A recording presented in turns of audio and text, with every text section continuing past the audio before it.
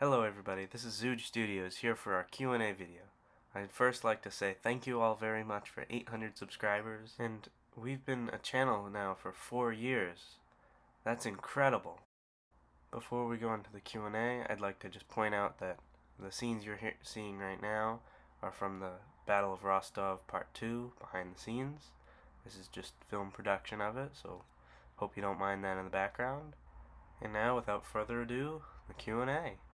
Our first question comes from Pickle Studios. Will there be another Lego Men vs. Army Men video? To answer that, yes there will be. I've been speaking with some of my voice actors and some other people who are involved in the production, and yes, we are going to be working on one hopefully soon. Maybe by the end of the summer we'll start working on it, and it's going to be a great continuation of the series. Our next question comes from Mastro Films. Will there be a return of the Red Army Men? To answer that, yes there will be. In the upcoming Army Men vs. Lego series, the Red Army, which didn't make a huge appearance in the last series, is going to make a big appearance in this one, along with all of our favorites, the Lego Army, Green Army, Tan, and the Grey Armies. So please wait patiently for the series to come out. Thank you. And now the next question from the Lego Man. What's your favorite video you've ever posted? I'll answer that one first. It's kind of a tough one. I think I'll have to say the Army Men vs. Lego Part 4 is honestly my favorite. It really gave the massive battle vibes that I intended to have in the video, and I think it was really nice the way it turned out. And the second question from the Lego Man was, what's the most amount of pictures you've ever taken in one video? I think the answer would be Army Men vs. Lego Part 5, which I took about 6,000 photos for. But there might be some other films where I took more. Those other films might be on a friend's channel, which I help with stop motion every once in a while, Galactic Adventure 1. I recommend checking them out. They have more longer videos, whereas I have the shorter World War II films, but I highly recommend checking them out. Next question comes from Welch Guy. What video was the hardest to make? I think there's two answers to that question. One of them is the Battle of the Railing, which was between the Red Army and the Green Army in the Army Men series. In the Battle of the Railing, I filmed it on a railing to the stairs, so many times where Army Men almost fell off the railing. That was where the challenge was. The other video that was really challenging was Lego Stop Motion Battle of Hong Kong Part 2, because there was a lot of minifigures that were really old, and they were kind of challenging to use.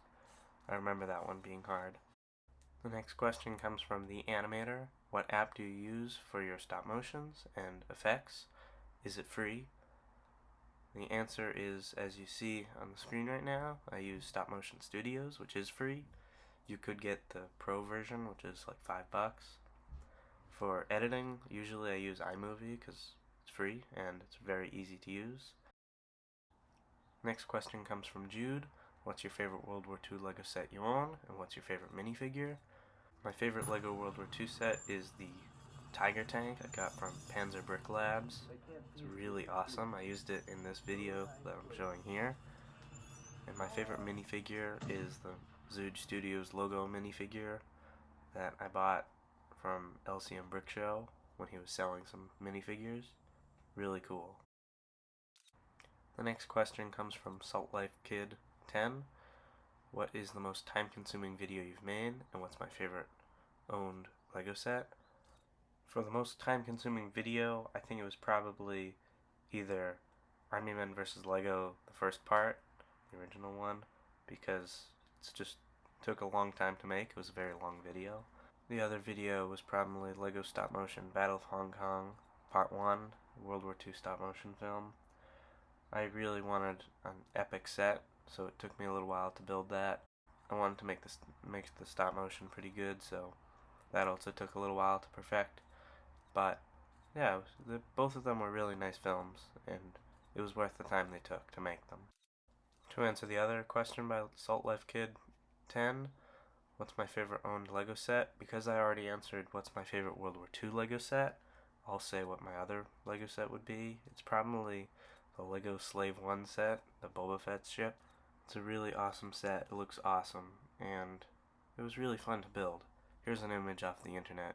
I have the set, I just don't have a photo of it right now. The next question comes from Orkabot3. Please give us a lesson on the walk cycle. Alright, I'll give you guys a very brief lesson here. My walk cycle is very inconsistent, so I'll do my best. This is 3 different walk cycles here, and I'll slow them down to explain them real quick. The first one is at 10 frames per second, and it works pretty well. Second one is for 12 frames per second, and the third one is just a crazy run cycle. This is a frame by frame. The first slow for 10 frames per second. It's kind of like a slow walk, and this one's more of a steady walk for 12 frames per second. And then this last one here is a run cycle for 12 frames. I don't usually use this. I usually use the second one.